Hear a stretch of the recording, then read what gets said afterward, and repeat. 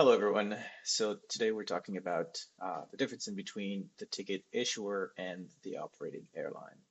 And this comes around often, especially with clients who don't understand that concept, meaning that they don't understand the difference in between booking directly with the airlines, booking with their points, being Aeroplan or Mileage Plus or any other frequent flyer program versus an OTA like Expedia and Cheapo Air. And so that's a client thing, but I find that there's also an advisor side of the business that aren't aware of the differences and the advantages and the negative sides of um, who is the ticket issuer and if you want to be that and what does it give you. Essentially, a simple way to think about it is the issuer is the person who takes your money. So whoever you give your credit card to, who processes it, whose name often will be on, um, that's not true. The name may not be the same on the credit card, but it's who takes your credit card and processes it. That's who ends up being the ticket issuer. So I'll show you a quick thing here I put together for you. Let's get rid of that. So essentially, the issuer can be my business through the GDS as an example, and the operating airline is Delta. So I can issue a ticket for a client on Delta. I can buy it directly on delta.com. The operating airline is still Delta, but Delta becomes the issuer. If you book through your consolidator or to a certain extent your air desk, they're the issuer, but everybody's flying on airline and they're the operating airline. Similarly, if you book on an OTA, Expedia, Cheapo Air, or anything else, they're the issuer. We're all flying on Delta Airline. Delta is the constant here in terms of being the operating airline in every one of those situations. Now, similarly, something can happen where you book directly with delta.com. This is a case of a codeshare, right? So Delta, Air France, KLM, they all part of SkyTeam, right? And you see that often where you could buy a Delta ticket that's flown on by the operating airline is Air France or KLM or vice versa in between all of them. But you can issue a ticket. You can issue a ticket for Delta or buy through Delta direct. They're the issuer. They're also the operator. You can buy it on Air France as a Air France ticket issuer. Delta is still the operating airline. You can buy it KLM. Delta is still the operating airline. Okay, which means that though when you're at the airport, this is all you have to worry about, your clients have to worry about. They could go, oh, I'm flying Delta, I'm going to go to Delta counter. But if you go to a Delta counter, but the ticket was issued by KLM, then Delta is likely going to send you back to KLM. Okay.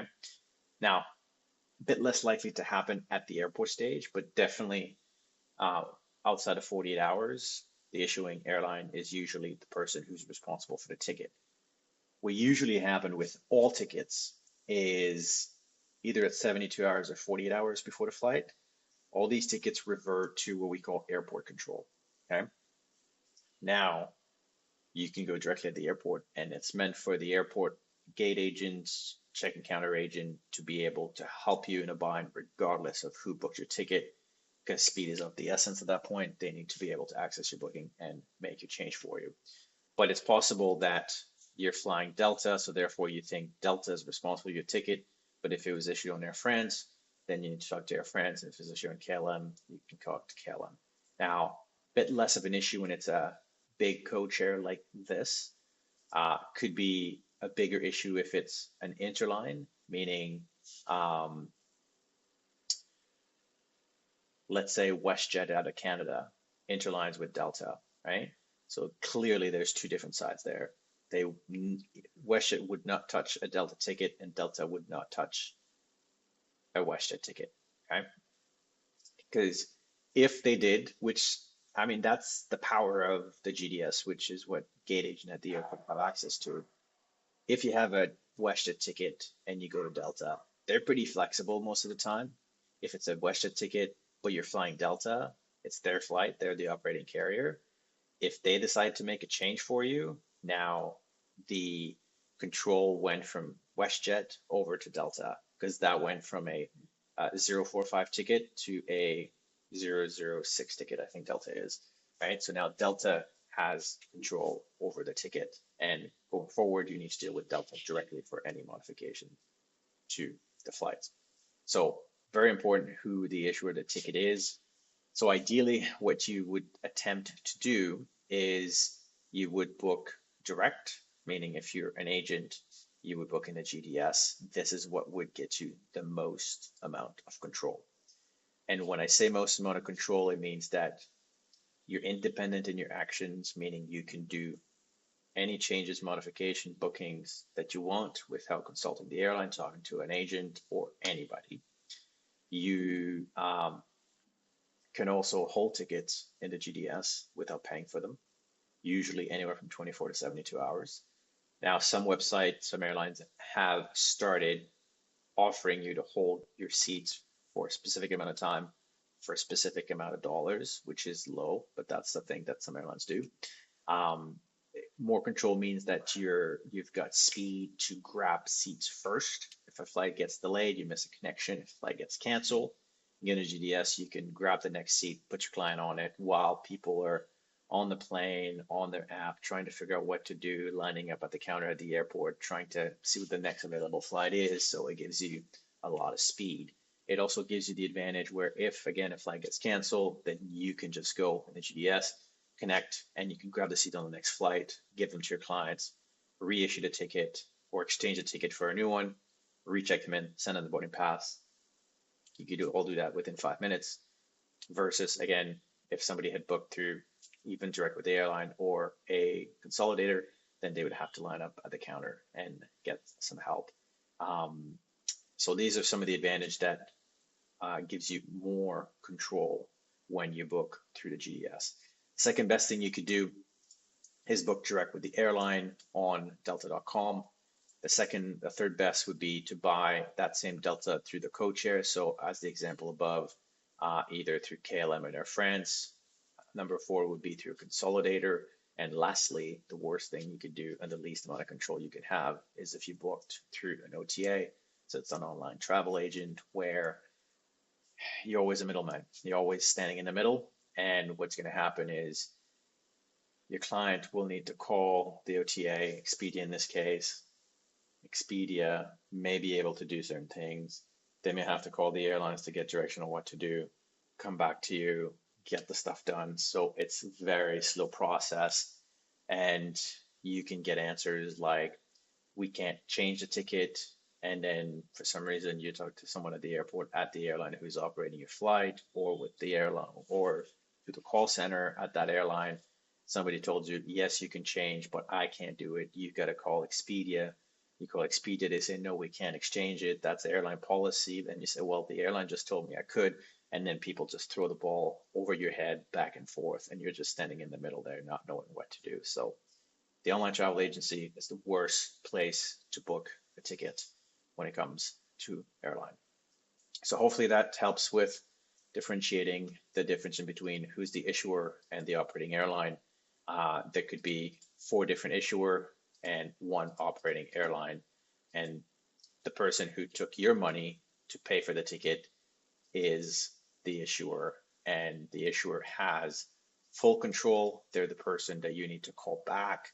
And that's one of the reasons why if you book in a GDS or you book through your AirDesk or consolidator and you bring up the booking on delta.com, it's going to say booked through a third party, booked through a travel agent. And for the same reason, if you call Delta Airline, they'll be like, is this a ticket that was booked by us? No. Therefore, they'll redirect you to whoever has booked a ticket. And again, when it comes to Codeshare, bit less likely to happen. So if you, and similarly with Starlines, if you have United, Lufthansa, Air Canada, and you book any of them that issues a ticket, but the other partner is flying the route, less likely to be problematic. Where you would find problem is when you have airlines that don't officially have an alliance. Let's say Emirates. Emirates in the Middle East doesn't align with anyone. They're not part of SkyTeam, they're not part of One World, they're not part of Starlines, but they do have codeshare agreement with Air Canada, United, British Airways, Qantas, many different airlines, okay? So if you were to book on any of those, then the relationship is not as good. So you got to make sure that ideally the the operator of the flight is who you want to issue the ticket, meaning if it's a Delta operating flight, you make sure it's issued by Delta. If it's a Delta operating flight, it's operated by Air France, okay. It's a Delta operated flight issued by Expedia, no. If it's a Delta operated by a consolidator, okay. Just depends on the relationship we have with the consolidator or your host agency. If it's Delta to Delta, perfect. But that just means that you need to be able to use the website, the app, or call them directly. And then if it's Delta to a GDS, then anybody who's the issuer to GDS can just on a whim without asking um, make the changes. There's a lot of flexibility when you use the GDS. It comes with tremendous amount of responsibility as well, because if you make a mistake, if you do something that's against the rule, the system is not going to stop you from doing it. You can still do a lot of things that are gray, borderline illegal.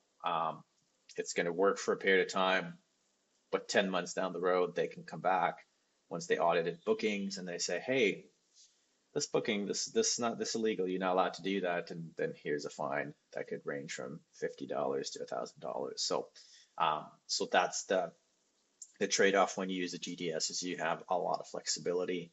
You can do a lot of things. You can go very fast. You have access to a lot of things that most others don't, but the room for error is there, and the responsibility is, also on your shoulder as the issuer and the person who accepts the money on behalf of the client.